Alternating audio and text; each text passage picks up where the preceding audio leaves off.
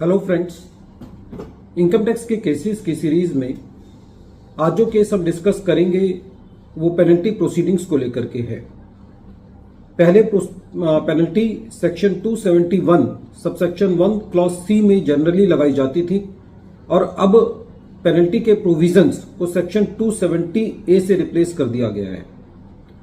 Section 270 ए में penalty under reporting और miss reporting को लेकर के लगती है।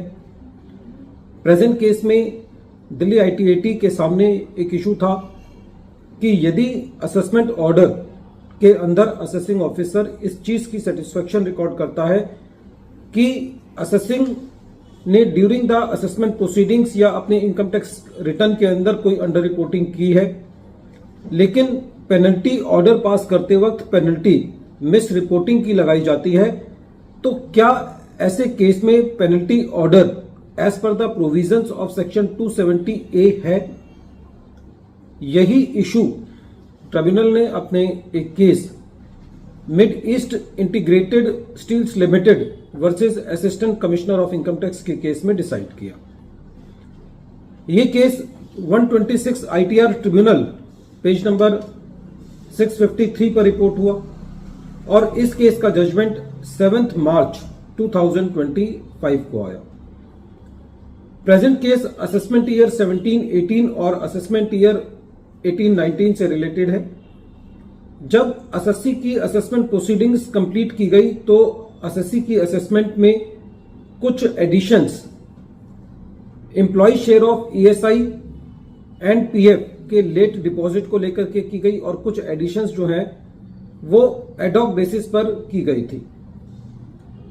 बाद में इन पेनल्टी प्रोसीडिंग्स को केप्ट इन अबेयंस रखा गया जब तक CIT अपील या ट्रिब्यूनल अपना ऑर्डर पास नहीं कर देती, और जब ट्रिब्यूनल ने अपना ऑर्डर पास किया तो उस ट्रिब्यूनल के ऑर्डर पास करने के बाद असेसिंग ऑफिसर ने असेसी के ऊपर मिस रिपोर्टिंग की पेनल्टी लगाई 200% से 1.29 करोड़ का।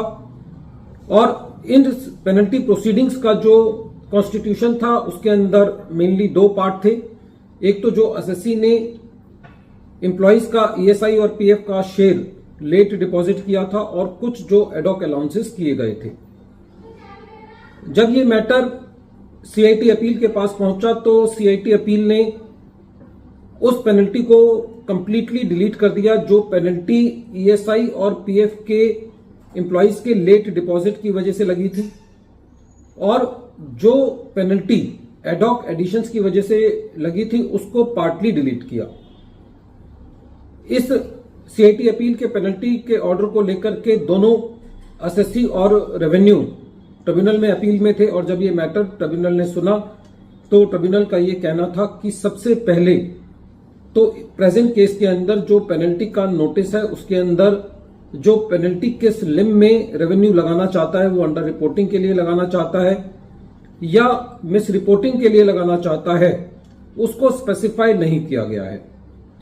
दूसरा, ट्रिब्यूनल का यह कहना था कि जब असेसिंग ऑफिसर ने अपना असेसमेंट ऑर्डर पास किया तो जो सेटिस्फेक्शन रिकॉर्ड की गई वो अंडर रिपोर्टिंग को लेकर के की गई, मिस रिपोर्टिंग को लेकर नहीं की गई। इस वजह से भी जो पेनल्टी प्रोसीडिंग्स जो हैं वो उनके अंदर असेसिंग ऑफिसर को क्लैरिटी नहीं है और इस ग्राउंड पर भी पेनल्टी प्रोसीडिंग्स को क्वेश किया जाना चाहिए। ट्रिब्यूनल का यह कहना था कि प्रेजेंट केस में जो पेनल्टी लगाई गई है वो वैलिडली नहीं लगाई गई। ट्रिब्यूनल का यह कहना था कि जो असेसिंग ऑफिसर ने एम्प्लॉय शेयर ऑफ ESI और PF के लेट डिपॉजिट की वजह से जो पेनल्टी लगाई है वो इशू बहुत ही डिबेटेबल इशू था जब असेसमेंट ऑर्डर पास किया गया, और किसी भी इशू पर जो डिबेटेबल होता है असेसी के ऊपर पेनल्टी इन्वोक नहीं की जा सकती। और लास्ट में ट्रिब्यूनल का यह कहना था कि बाकी जो एडिशंस हैं वो भी एडॉक बेसिस पर की गई हैं, और ये एक एस्टेब्लिश्ड लॉ है कि जहां पर भी कोई एडिशंस एडॉक बेसिस पर की जाती हैं वहां पर पेनल्टी प्रोसीडिंग्स असेसी के ऊपर नहीं लगनी चाहिए, क्योंकि उस केस में असेसी के पार्ट पे कोई भी अंडर रिपोर्टिंग या मिस रिपोर्टिंग प्रूव नहीं होती। फ्रेंड्स, केस बहुत इंपॉर्टेंट है। इस केस के अंदर पेनल्टी को लगाने की जो 3 मर्यादा है उसका काफी डिटेल के अंदर ट्रिब्यूनल ने उसको जिक्र किया। वीडियो के अंत में एक बार फिर मैं केस का नाम रिपीट कर रहा हूं। केस का नाम है Mid East Integrated Steels Limited versus Assistant Commissioner of Income Tax, और ये case 126 ITR tribunal page number 653 पर रिपोर्ट हुआ और इस केस का जजमेंट 7 मार्च 2025 को आया। Thank you friends.